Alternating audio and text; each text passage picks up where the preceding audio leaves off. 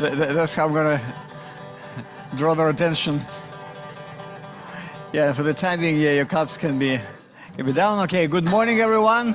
Please take your seats. Today, again, we have a different arrangement for our first session. Later on, if you would love to do it individually or rearrange it, it'll be up to you and up to the speaker. But for the first session, we'll need it this way. But now is the morning opening. And today, I wanted to start with you with a song. Oh, I didn't ask you. By the way, how your pace work is going? Excellent. Wonderful. All right. That's good. Okay. I wanted today, to sing with you another song that you can use in your learning center. Since you work, those of you who work for the school, you know this song. It's in right, out right, up right, down. Tanchka, I'll ask you to help me with the actions. Miss Natalia, do you remember the actions for this song? Okay, come over here. I'll put you on the spot. You're a teacher. You need to learn to be on the spot. You know how to be on the spot. So very simple. Okay, repeat after me. I'm in right, out right, up right, down right, happy all the time. I'm in right, out right, up right, down right, happy all the time. Since Jesus Christ came in and cleansed my heart from sin, I'm in right, out right, up right, down right, happy all the time. You know what? When we sign contracts with teachers, I say this is your passing test. If you can do this song, you're fit for the school tomorrow. Because this is the coordination development test that you use for students, but this is coordination development test for teachers. And we begin slowly. I'm in right, out right, up right, down right, happy all the time. I'm in right, out right, up right, down right, happy all the time. Since Jesus Christ came in and cleansed my heart from sin, I'm in right, out right, up right, down right, happy all the time. I'm in right, out right, up right, down right, happy all the time. I'm in right, out right, up right, down right, happy all the time. Since Jesus Christ came in and cleansed my heart from sin, I'm in right, out right, up right, down right, happy all the time. I'm in right, out right, up right, down right, happy all the time. I'm in right, out right, up right, down right, happy all the time. Since Jesus Christ came in and cleansed my heart from sin, I'm in right, out right, up right, down right, happy all the time. I'm in right, out right, up right, down right, happy all the time. I'm in right, out right, up right, down right, happy all the time. Since Jesus Christ came in and cleansed my heart from sin, I'm in right, out right, up right, down right, happy all the time. All right, you passed your coordination development test. Thank you so much. Let's pray. Dear Heavenly Father, dear Lord Jesus, thank you, Lord God, for this beautiful day. Thank you for the sunshine. Thank you for your light, Lord God, in our life. We give you all the praise and glory for this day. Help us all finish whatever we need to finish. And we give all the glory to you in your precious name. Amen. You may be seated. You may be seated. I hope our online participants also did the actions, because this is for you also the coordination development test. So please remember, that's how it works.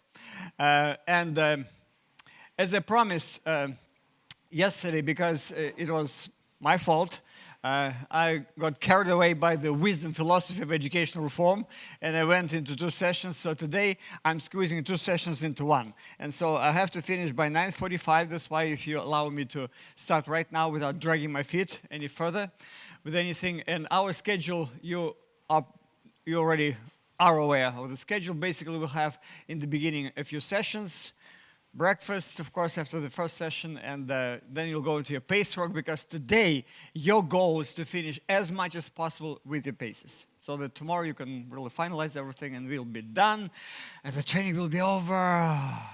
Whew. Oh, the training is over. As a matter of fact, you'll feel sorry that the training is over tomorrow. Yeah, that's true. That's how I feel every time the training is over. And so today, in the first session, we'll be talking about 2 things.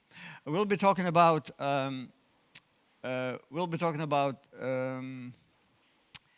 Yeah, that's the song. Actually, I didn't show you the song. We'll be talking about building universal action-based skills. In Russian, it is called универсальные учебные действия. This is a part of the standards of the second generation standards. When I talk about standards especially for all our foreign participants, of course, every country, every nation has educational standards. And yesterday, as we were discussing education, you remember we said, in the law it says, education is an intentional process of character development, of teaching, instruction, and which is confirmed by complying with the set standards. That's what we're talking about. And so they say, it used to be in Russia, it used to be knowledge, skills, and competencies, знания, умения, навыки. Okay, that's what it used to be. Then they went into, there were many, many stages. The previous stage before universal action-based skills was competencies, компетенции. And now they say it is action-based skills.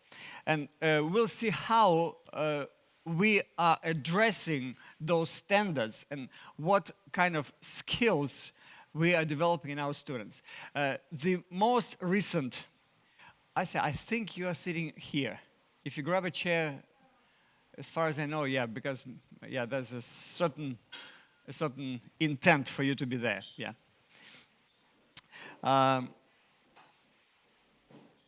So one of the emphasis of today's education is, actually, some of the, I would say, emphasis of today's education. Number one, they say you have to be able to apply whatever you acquire at school in real life.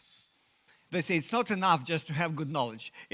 You should be able to use this knowledge outside of the school. Secondly, they say, when I was studying, we would have geography, of course, like we do it now, biology, chemistry, and so on and so forth. Now they say, you need to understand how biology and chemistry are interwoven, because these are all a part of one world. And that's another thing. And then they talk about, the most modern trend, which was before, but now there's an emphasis on it, professional orientation, so that students, by the end of graduation, they could know what their strengths are and which field they need to go into. And of course, the most modern trend is patriotism, so that our students would know which country they belong to, and they could really relate to this in a better way. So, before we do that, in one of the books, I already quoted this book by Stephen Covey, The 7 Habits of Highly Effective People. He said, begin with the end in mind. In other words, when we have our small ones coming to our school, and we graduate them from the first grade, we need to know where they wind up when they grow up. And so with this being said, that's why you have what you have on your tables. Now you have crayons and some of the markers.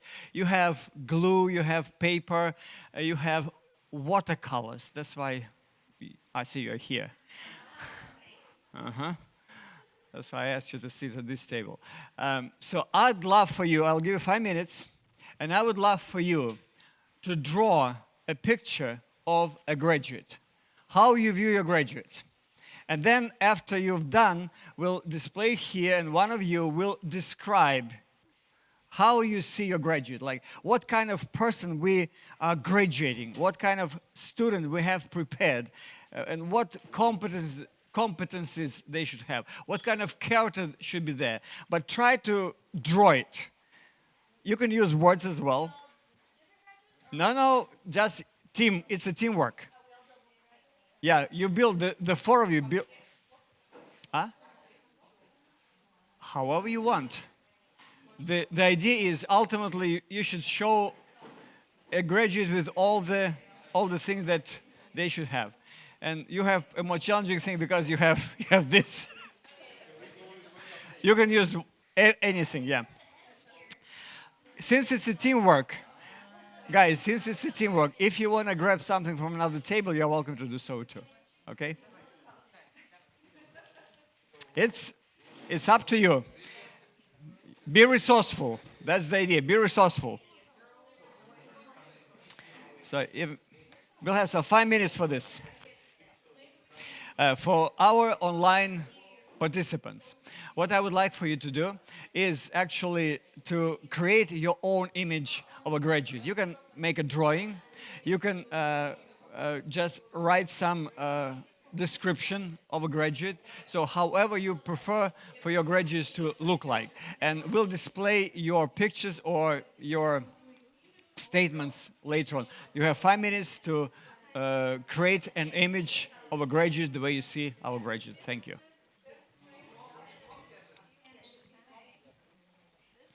And please remember that at the end you have to be able to describe your graduate. Okay, of course the artistic aspect is very important, but also it is important that you talk a little bit about maybe the character, again the skills, the competencies, whatever you think should be the result.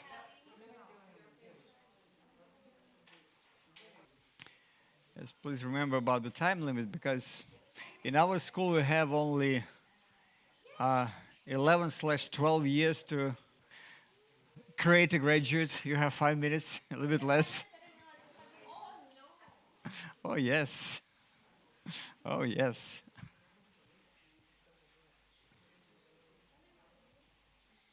So about 2 minutes left.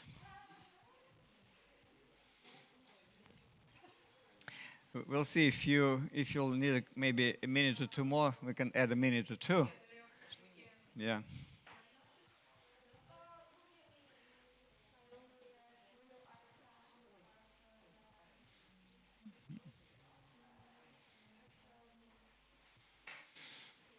And it's interesting that some of you will choose a boy as a graduate, some of you will choose a girl as a graduate. Yeah, I guess Mr. Dmitry was overpowered by the girls at his table, and so or outpowered. Oh my goodness! So we'll have some real pieces of art. Do you need a couple more minutes? Okay, we'll add a couple minutes to your time.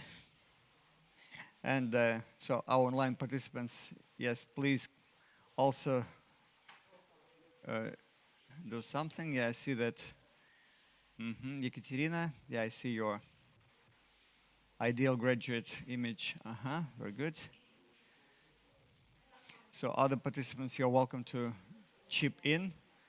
Yeah, we'll be watching your results as well.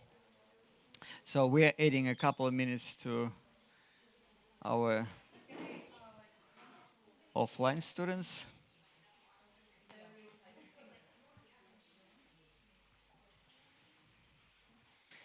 Sometimes when you think about academic issues, about graduates, it's a good idea to, again, to think outside of the box and to use some unexpected means, because whenever you do something in an unorthodox way, sometimes you get new ideas. Yes, and I hear very rightly that character should be taken into consideration as well, in order for us to have a wholesome and rounded graduate. Okay? We've got about 30 seconds left. So finish whatever you can finish. We'll start, of course, with the one that is ready. By the way, for those of you who don't know, Asi is our also artist, very good artist. Yeah, I had the privilege of being at one of her expos, and I even purchased some of her paintings, by the way. And, yeah. Okay, I guess my timer says the time is up. Okay, good. Okay, who is ready to talk about your graduate? And when you talk about a graduate, it can be a joint effort. You can actually, everyone can chip in from your team, or you can have a speaker. So are you ready? Yeah. You know, Tanchka, what we'll do? We'll make it in an unorthodox way so that we could have it actually displayed here for everybody. Yeah. You know what? Probably I can use just to make it more. Yeah, there are a couple nails here. Okay, like this. And so this way you can talk about a graduate and it'll be right over you. Okay, let's have the first team give us an image of course, even in the law and education, this is not only an activity.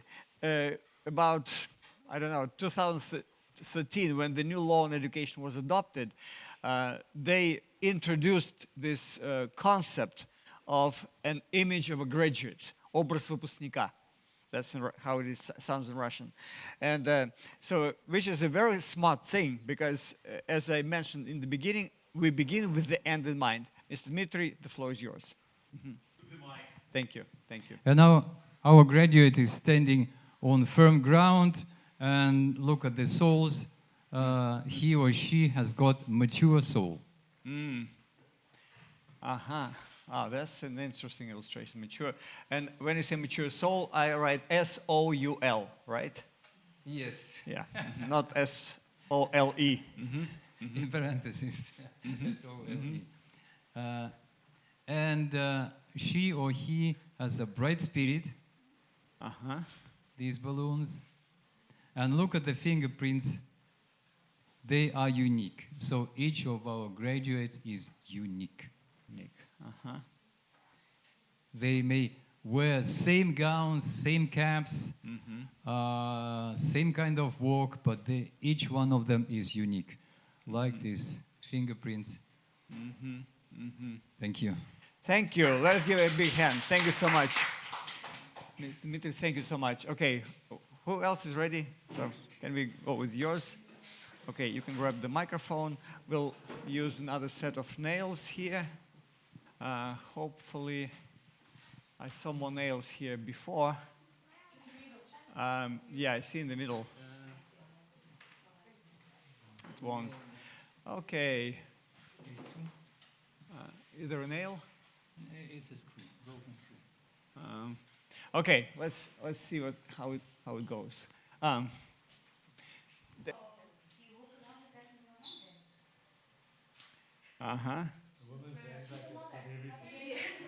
Awesome. Okay, here we go. Okay, we're being creative. Okay, let's do it. Okay, grab the microphone. Yeah. Well, our student, first of all, you can see on the face, and you see it's a happy face. Happy? Because knowledge gives you happiness. So it's not just happiness, but it also incorporates content, being satisfied with what you have achieved. So that's the most important feature of your thing, is the happiness of the student or the graduate. The second portion is with the kids or with people, which means is we are not isolated. You're taking it into the world. Like one of the points that was just measured, you must take your knowledge, you must share. So you can't keep it in isolation. That's why we've got the people that's also involved there. The second aspect is one of the qualities, it's smart, because that comes from knowledge, that he is a smart student, or graduate for that matter. The next one is the K. K stands for kindness, because it's no use, you've got all the knowledge and you think you're up there, but you can't be kind to people. The R stands for reliability, that he's reliable in his word and in what he does. And then lastly, we use the Bible, because what is better than to say ISOT principles, looking at the 90 character traits of Jesus. So if you are a graduate and you've got all the knowledge, but you can't share it, you don't have love, it doesn't mean anything. And that's why whatever we have, we eventually bring it back to the Bible with all of the character traits that will make you not just a graduate with knowledge, but a graduate that can share also the love for the people. Thank you. Wow. Oh wow, that's very nice. Yeah, I'll put down all those things. Oh, that's okay.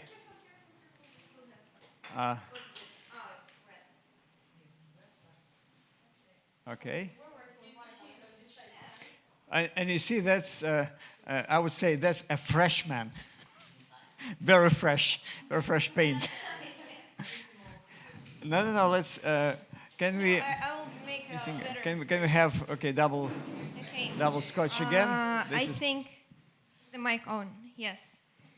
Don't you mind if I will represent the whole team? Okay. Yeah. Thanks. Okay. Huh. As a matter of fact, later on, after I say is done, you can add to the description of the graduate if you feel some aspects have to be mentioned as well. Okay, and this piece of art, I say I'm gonna keep it. That was my intent to give you the watercolors. You see? You see, our graduates have to be smart. Okay, here you go. Okay, so as you can see the expression on my happy face, I finally have done something with watercolor because I haven't drawn with watercolor in a while. Ah. So this is our student.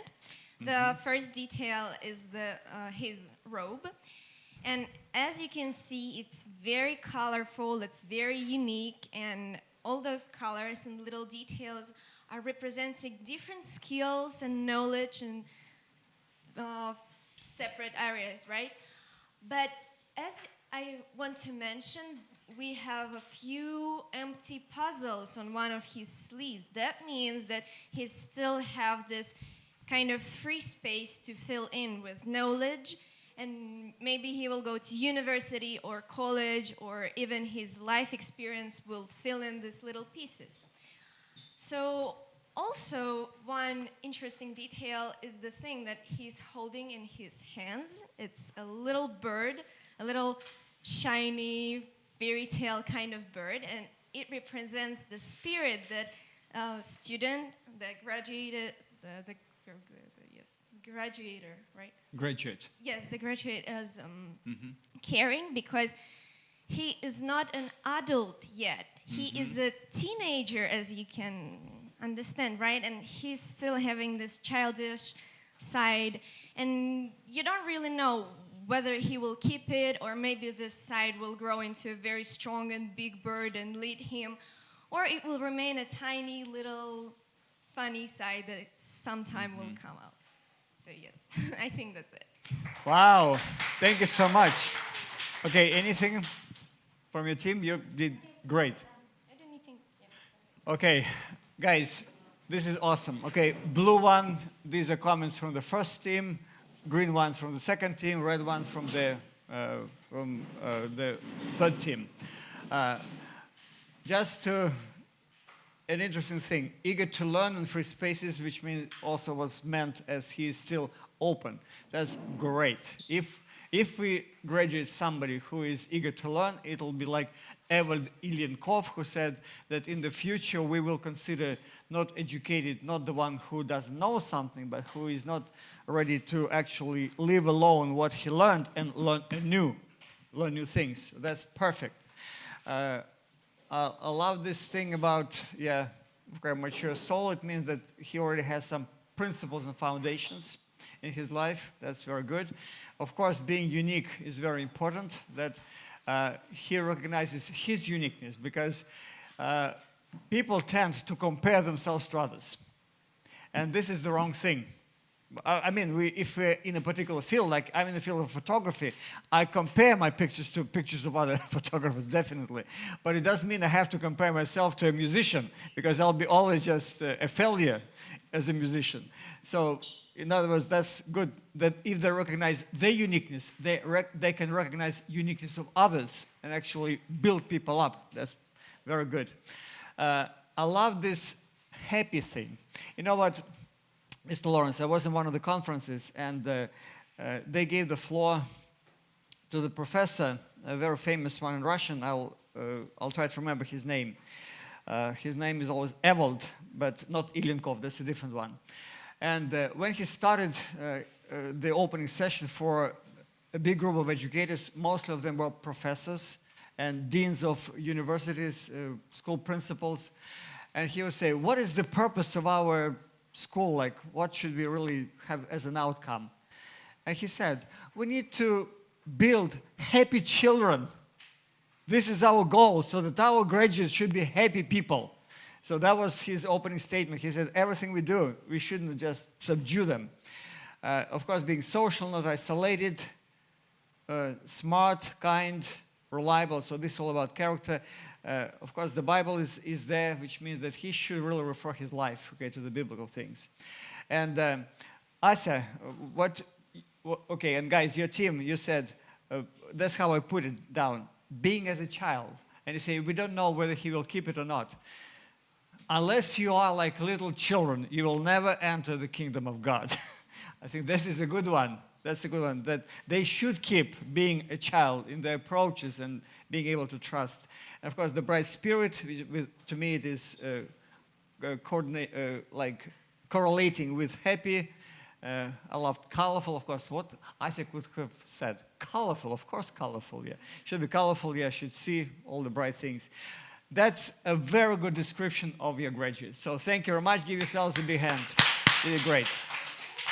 Our online students, okay, I'll show you what we have here with our online. So, okay, for me, an ideal graduate is from Katerina Mastitskaya, is a balance of knowledge, skills, and abilities that a graduate possesses.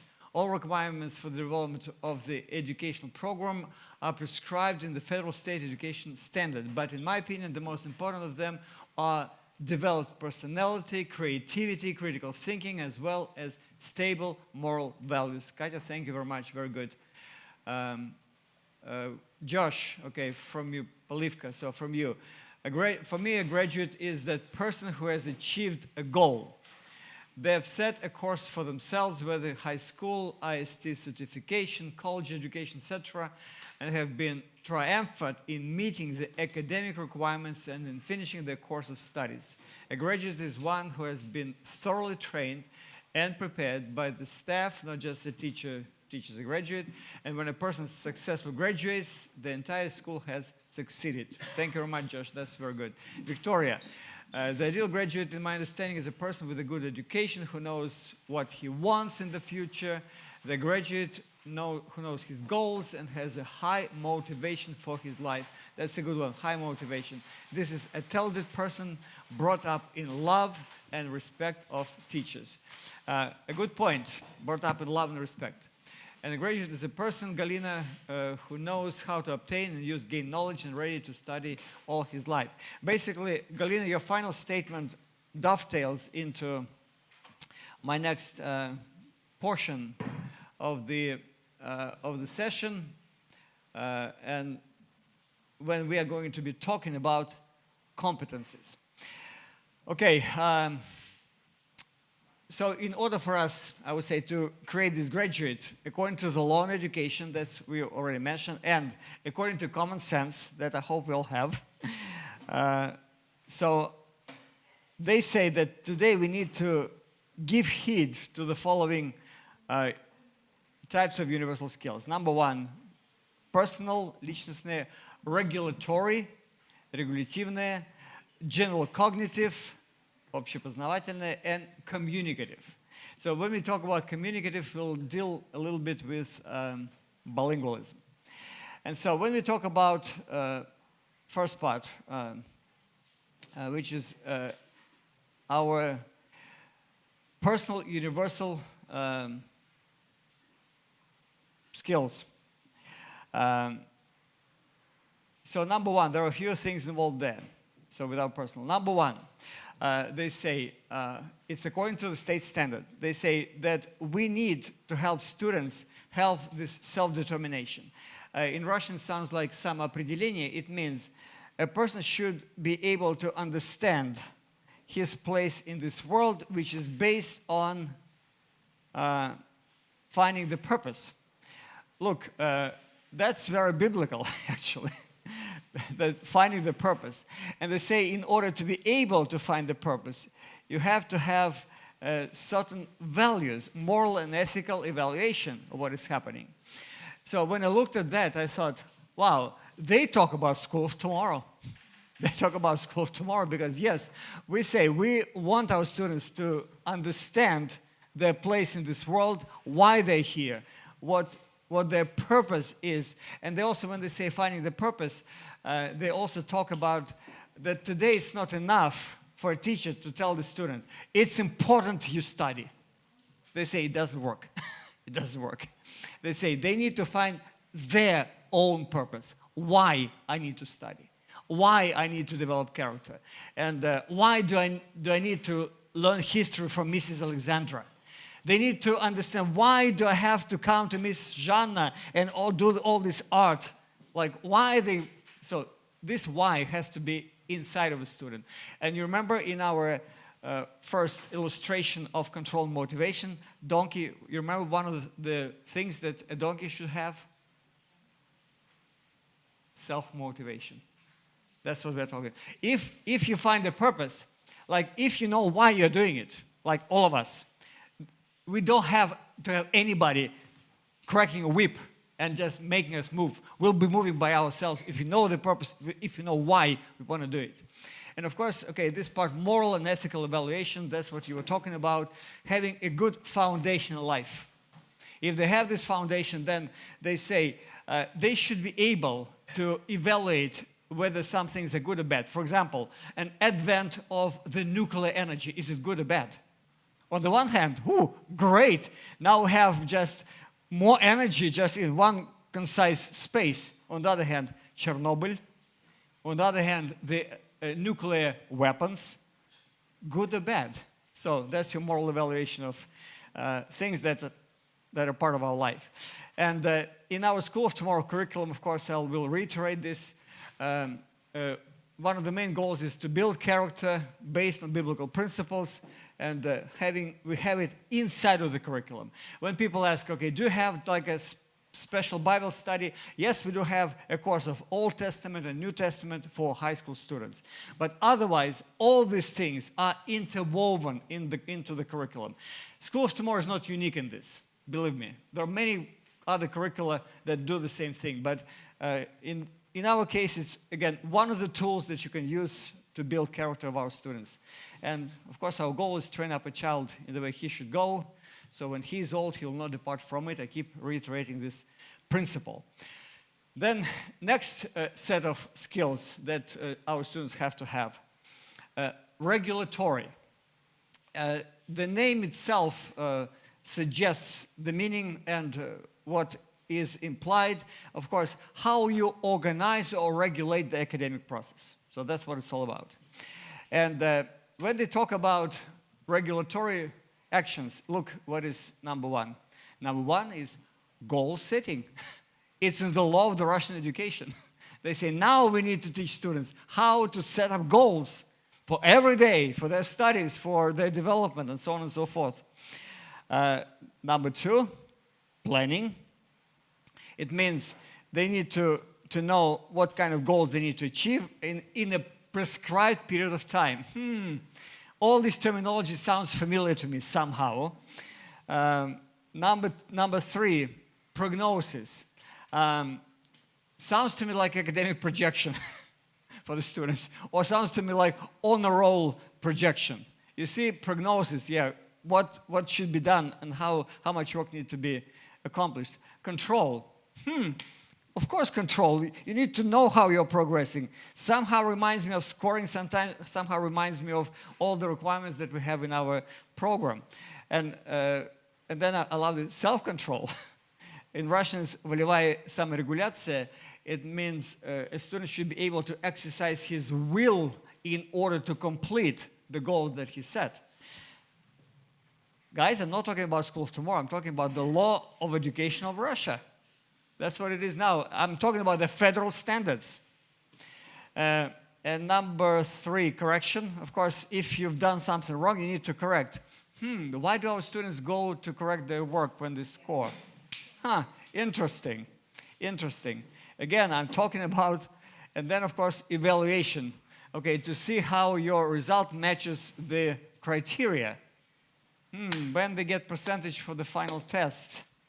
That's somehow an evaluation. So how well and how much was done, and how well they can answer the supervisor's questions. In other words, look at that. All these things we do have in our curriculum.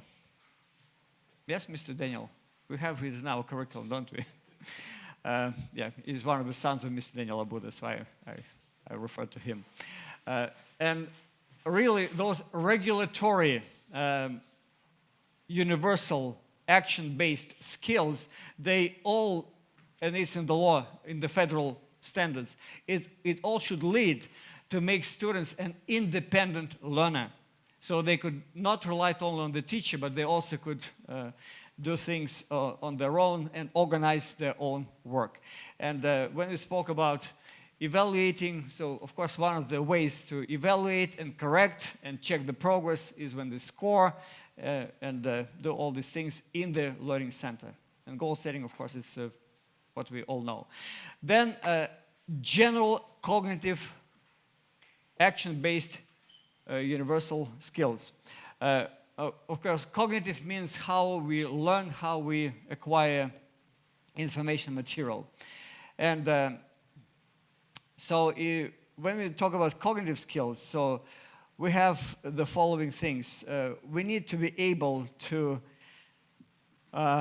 also to formulate what we want to learn, what a student wants to learn, also to find proper information, to be able to find information. That's why IT technology comes in, and I would say IT meaning information technology. So how to find information, including all the things. Then they need to be able to model their learning, to be able to also to understand all the general laws, also to be able to talk about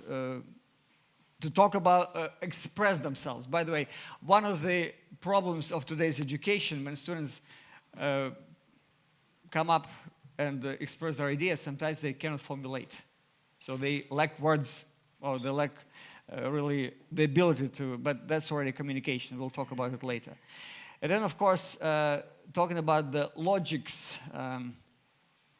So, yeah, talk about the logics. It's analysis, synthesis, and I'm sure that Mr. Daniel Abu, who is teaching science to our students, they have to deal a lot with the logical part. And also problem solving. I'm giving a very brief description of all those things. There's more to it, but I guess just to give you an idea. And when we say problem solving, to set up, actually to identify a problem, if you go into business and if you go into any of those trainings, they say one of the skills that today's person has to have is to be able to identify the problem correctly. Because if you don't identify the problem correctly, then you will be dealing with the wrong things. And you will never arrive at the result that you want to achieve. So that's one of the skills that is expected from our students. And of course, communicative, universal action-based skills. Communication is of paramount importance. I cannot undermine this. And I'll just mention a few things, and then we'll go into bilingual communicative competence. So communicative actions, they presuppose that, so we need to be able to work as a team. What you've just done, okay, with creating your graduate, that was teamwork. That was teamwork. It means you had to communicate. I saw how maybe you have different ideas. Of course, no, we are adults. We have more skills like how to negotiate and how to agree or disagree. Students have less of those abilities, so we need to train them so that this discussion of what a graduate should like would not wind up in a fight. So we have some Indian students, sometimes they do wind up in a fight, okay, when they discuss things. It's way too heated. And then they have to be able to actually do this team planning and cooperate together. Then, again, identifying a problem, so that's a part of these skills as well. Formulating your case. Again, in communication, we basically mentioned this, that they should be able to say what they want to express. And then leadership and coordination. And there are two aspects here, which is also very biblical. They say our students have to be trained to be followers and to be leaders. It's very biblical too. That Jesus had his disciples before they became apostles and before they began to really teach and lead. And so our students also have to be trained in this particular area. And when we talk about communicative action-based skills, of course, in our case, we deal with communication skills not only in Russian, but also in English. You may say, but in a public school they do the same thing. In a way, yes. In a way, yes. Though I spoke to Mr. Vladimir just yesterday, his daughter is studying in a regular school, and he says whenever he takes his daughter outside Russia to foreign countries, and our Mr. Vladimir is a very well-traveled person, even during pandemic, he was able to sneak away out of the country to some other countries. And so you can talk to him, he collects countries. Every time he goes to Laos, he goes to Vietnam, he goes to Indonesia, Malaysia, so every time it's a different country. And he says that he's having a hard time for his daughter to communicate with the locals, though she's 6th or 7th grader already. So according to our standards, she should be able to communicate freely with people outside of the country in English. And so if we speak about the need for English, 68% of information on internet is available in English. About 4 years ago, I met a very famous surgeon and a professor in Kazakhstan, and she was a relative of one of the school founders there in Shymkent.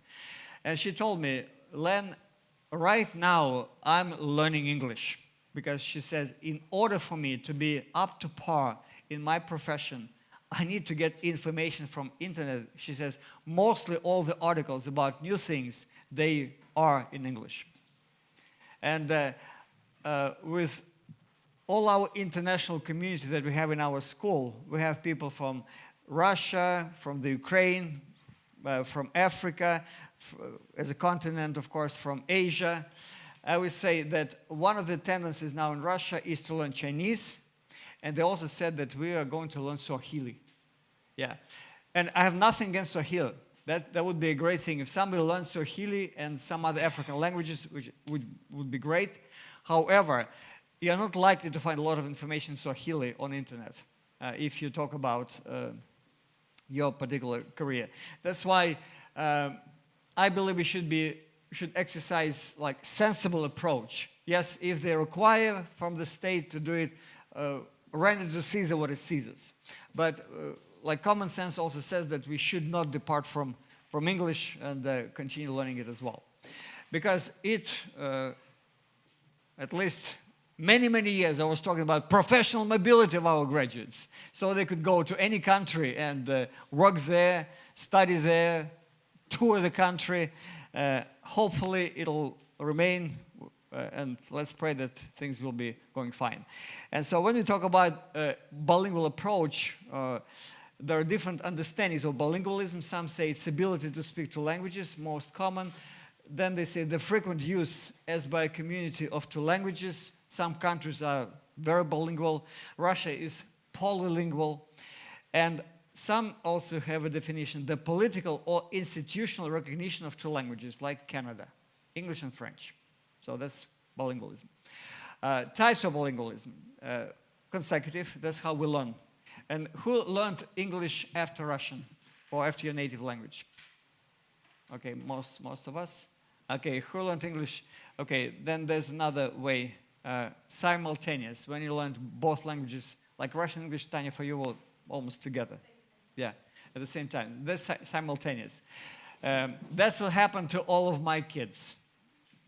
They learned simultaneously. Julie, Valerie, Alex, Vitaly, because we spoke 2 languages in our family from their birth of all the kids. And then, of course, there's a so-called receptive bilingualism. I call it receptive as a dog.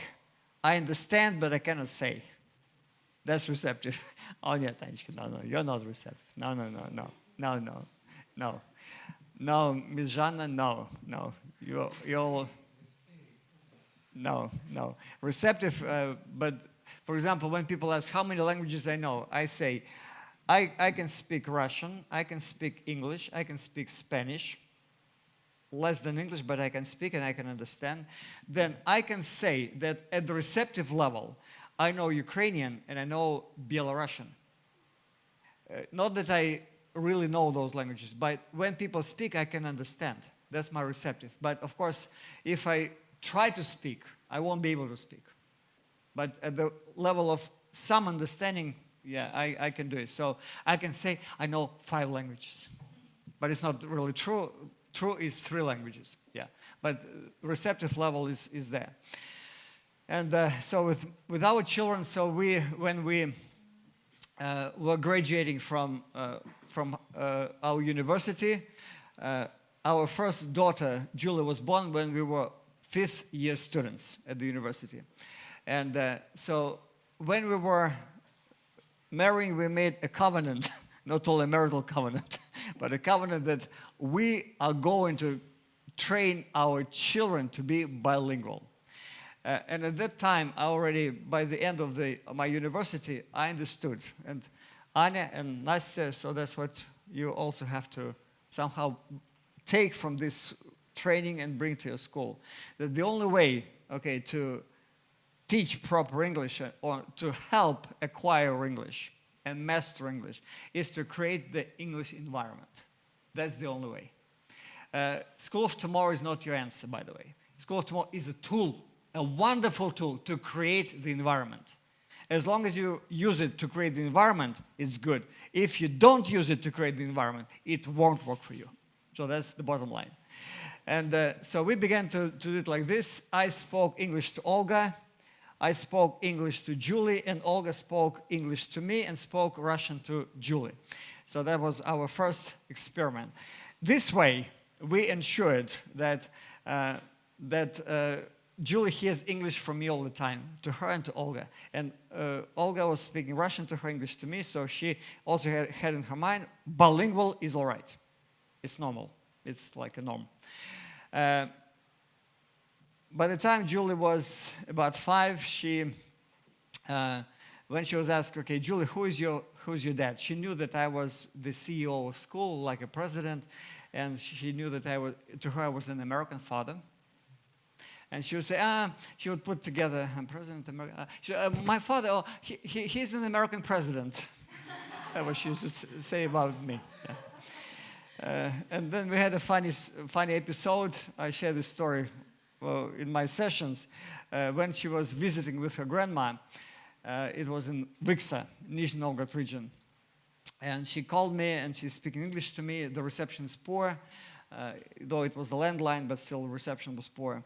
And I can hardly hear her. And I hear her grandma on the other side of the line is telling her, Julie, why are you struggling? Tell him in Russian.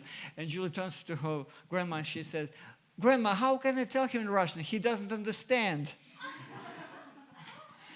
Okay, that was the time. She was 5. She was 5 at the time.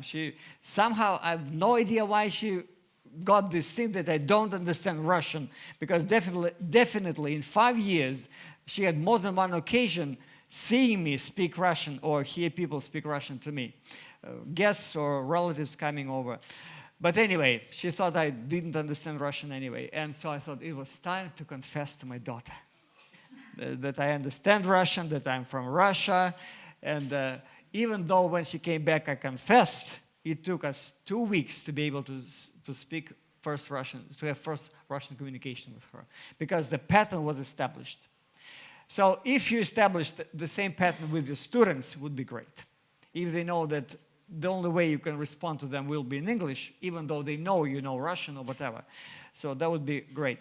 And so we continued with this experiment, and we did all these things with of our kids. So that's, okay, Valerie, okay, Julie, our first experience, Alex, Vitaly, Michael, and Leo. Yeah, so 1, 2, 3, 4, 5 graduated from the school. They're all what they call thoroughbred. Thoroughbred is an expression used for horses. Thoroughbred means that they were just really taken from birth and were grown and were groomed and so made into beautiful, nice horses. Okay, so these are my nice horses. Okay, whole family now. And yeah, that's another picture of the family. Yeah, when Valerie and Cole, when she married, okay, this guy from Zimbabwe, all right, who moved to Great Britain, to Australia. So they came for their 5th anniversary, Cole and Valerie, and so we had a family photo shoot at the Red Square.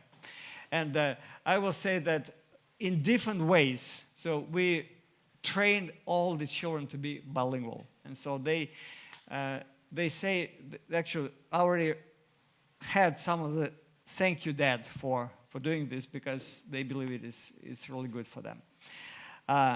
So I'll skip approaches in bilingual education because you had it with Mrs. Julie.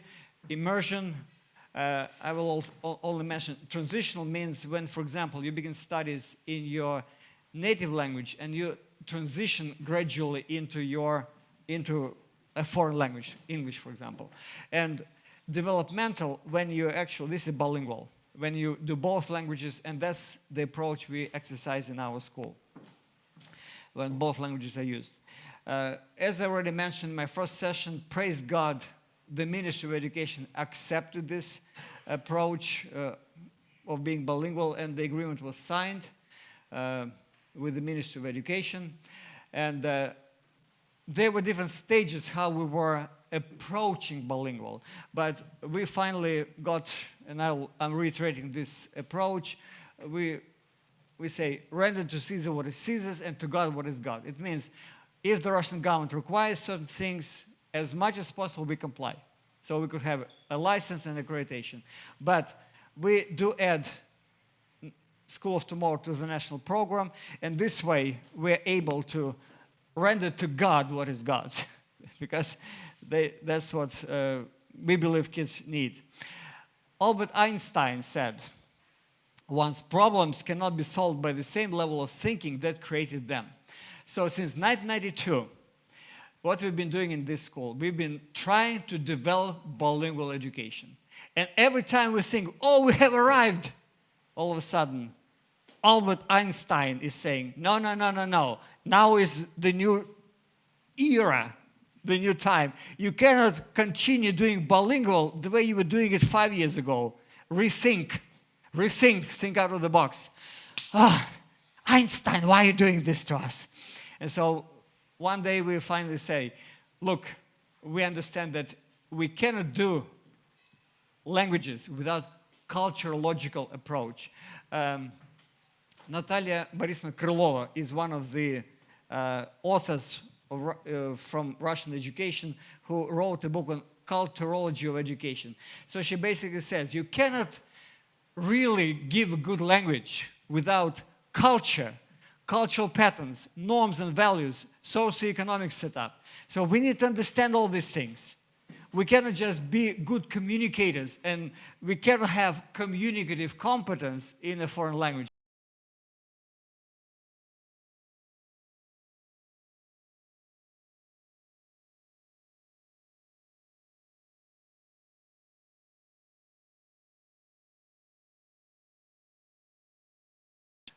Because I don't know all those cultural things and cultural patterns. I also tell a story. First time I come to America, and we're in a hotel, and we see there's a big like shopping mall, Walmart, just 3 miles away from. I can see it, and we go along the highway, and the cars are driving, and the driver's asking, are you all right? And I'm just finally like, why is everybody asking them, am I all right? I can go in Russia along any road, any highway. Nobody is going to pay attention to me.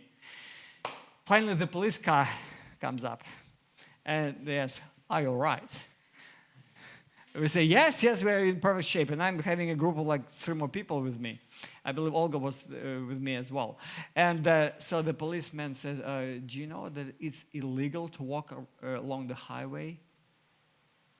Do you know that it's illegal? It's illegal in America. You cannot walk along the highway in America. So the police officer let us into his car and drove us to Walmart. So we had an escort, a police escort. That's the cultural pattern. So you come to another country, you don't know all these things.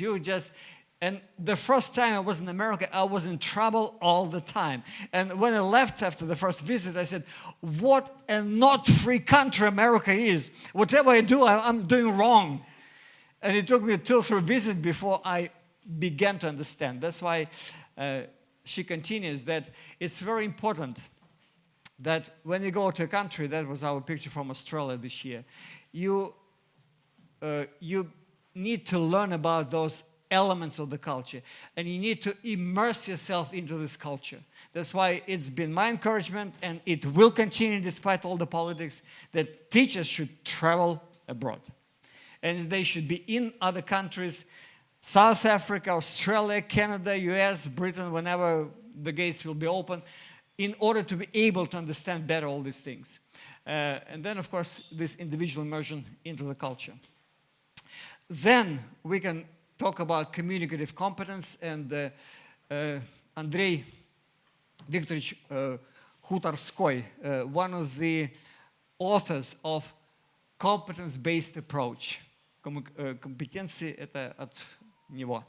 I met with him on one of the conferences. And he says, communicative competence is the knowledge of the languages and means of interpersonal and long-distance communication. We need to be able to use all our social networking and stuff like that, teamwork skills, and command of various social roles within a team. And again, our problem is, or not a problem, we do it in a bilingual way. And that's why we gradually, according to Albert Einstein, we transitioned from just developmental approach in the languages into CLIL, content and language integrated learning. So that's our approach. Now, when we teach subjects such as science, history, and geography to students through a foreign language. So this way, not only do students acquire knowledge, but they also learn English in a very good way. And advocates of this approach, and I'm one of them, they say the curriculum you use should be written by native speakers. However good we are, however you might say, oh, Mr. Len, you know English very well, maybe. If I write a book for you, any native speaker will find maybe 3 or 4 mistakes in every page I write.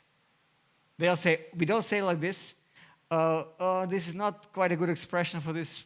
So these are like very subtle nuances that I won't be able to do right because I'm not a native speaker. And so that's why when we use School of Tomorrow curriculum, it is written by native speakers. So that's one of the things about CLIL and about this particular approach. And of course, the outcome, as in the law and education, we need to have confirmation that whatever education we've given, now students have to prove, yes, we acquired all the proper knowledge, skills, competencies, universal action-based skills, and so on and so forth. They go through testing, they go through exams, and the formalities, they get their diplomas. And that's what we give to our students, both diplomas. And even though after 30 years we think it's all right, this Einstein, he's such a pain in the neck. He's saying, no, no, no, no, no. You cannot solve the problems that you were solving 3 years ago in the same way. Do it differently. So my encouragement for all of you, okay, think outside of the box. And whatever you're doing, don't stop. God bless you. Thank you.